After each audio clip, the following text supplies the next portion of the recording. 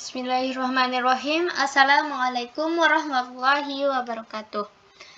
Baiklah, saya perkenalkan diri saya dulu. Nama saya Mazruatun Nisfiyati, NIM 190103036.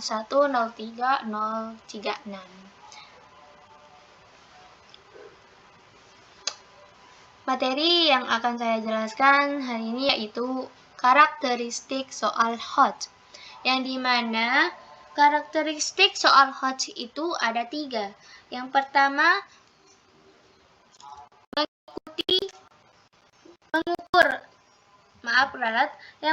mengukur kemampuan berpikir tingkat tinggi.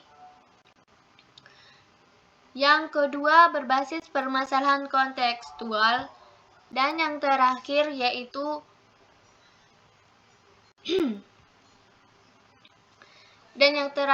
menggunakan bentuk soal beragam. Yang pertama, mengukur kemampuan berpikir tingkat tinggi. Kemampuan berpikir tingkat tinggi termasuk kemampuan untuk memecahkan masalah atau problem solving, keterampilan berpikir kritis atau critical thinking, berpikir kreatif atau creative thinking, kemampuan berargumen atau reasoning, dan kemampuan mengambil keputusan atau decision making. Kemampuan berpikir tingkat tinggi merupakan salah satu kompetensi penting dalam dunia modern sehingga wajib dimiliki oleh setiap peserta didik.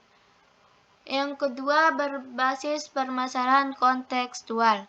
Jadi, soal-soal Hodge merupakan asesmen yang berbasis situasi nyata dalam kehidupan sehari-hari, di mana peserta didik diharapkan dapat menerapkan konsep-konsep pembelajaran di kelas untuk menyelesaikan masalah. Uraian dari 5 karakteristik asesmen kontekstual yang disingkat RACH. Yang pertama yaitu relating, yang kedua experiencing, yang ketiga applying, yang keempat communication, yang kelima transferring. Nah, yang pertama yaitu relating, yaitu asesmen terkait langsung dengan konteks pengalaman kehidupan nyata, yaitu bisa diambil contoh dengan kehidupan nyata langsung. Yang kedua, experiencing, yaitu asesmen yang ditekankan kepada penggalian atau exploration, penemuan atau discovery, dan penciptaan atau kreasi. Yang ketiga, applying, yaitu asesmen yang menunjukkan kemampuan peserta didik untuk menerapkan ilmu pengetahuan yang diperoleh di dalam kelas untuk menyelesaikan masalah-masalah nyata. Yang keempat, communication, yaitu asesmen yang menuntut kemampuan peserta didik untuk mampu mengomunikasikan kesimpulan model pada kesimpulan konteks masalah. Yang terakhir yaitu yang kelima, transferring, yaitu asesmen yang menuntut kemampuan peserta didik untuk mentransformasi konsep-konsep pengetahuan dalam kelas ke dalam situasi atau konteks baru.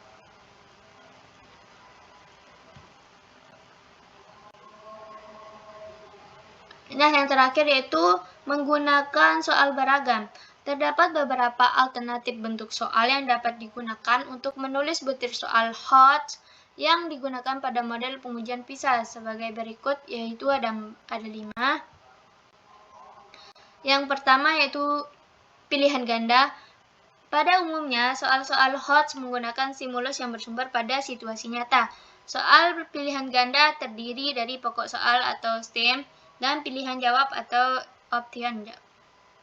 Yang kedua, pilihan ganda kompleks. Soal bentuk pilihan ganda kompleks bertujuan untuk menguji pemahaman peserta didik terhadap suatu masalah secara komprehensif yang terkait antara pernyataan satu dengan yang lainnya. Isian singkat, yaitu soal yang menuntut peserta tes untuk mengisi jawaban singkat dengan cara mengisi kata, frase, angka, atau simbol. Jawaban singkat dan uraian. Jawaban singkat atau pendek soal dengan bentuk jawaban singkat. Soal yang jawabannya berupa kata, kalimat pendek, atau frase terhadap suatu pertanyaan. Yang terakhir yaitu uraian. Suatu soal yang jawabannya menuntut siswa untuk mengorganisasikan gagasan atau hal-hal yang telah dipelajarinya dengan cara mengemukakan atau mengekspresikan gagasan tersebut menggunakan kalimatnya sendiri dalam bentuk tertulis. Dan yang terakhir yang dibahas yaitu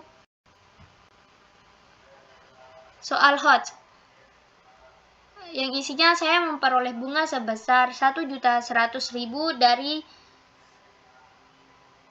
dari sebuah deposito yang masing-masing memiliki bunga sebesar 4% dan 5% dalam 1 tahun.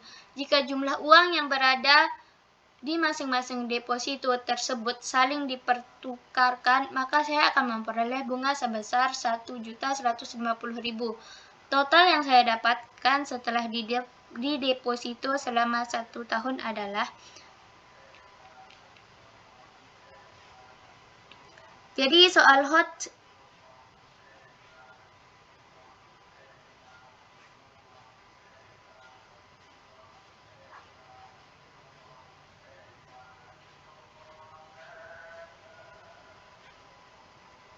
jadi itulah soal HOT yang telah kami paparkan. Mungkin hanya ini ya. Assalamualaikum warahmatullahi wabarakatuh. Wah, bayang nih, edit terus.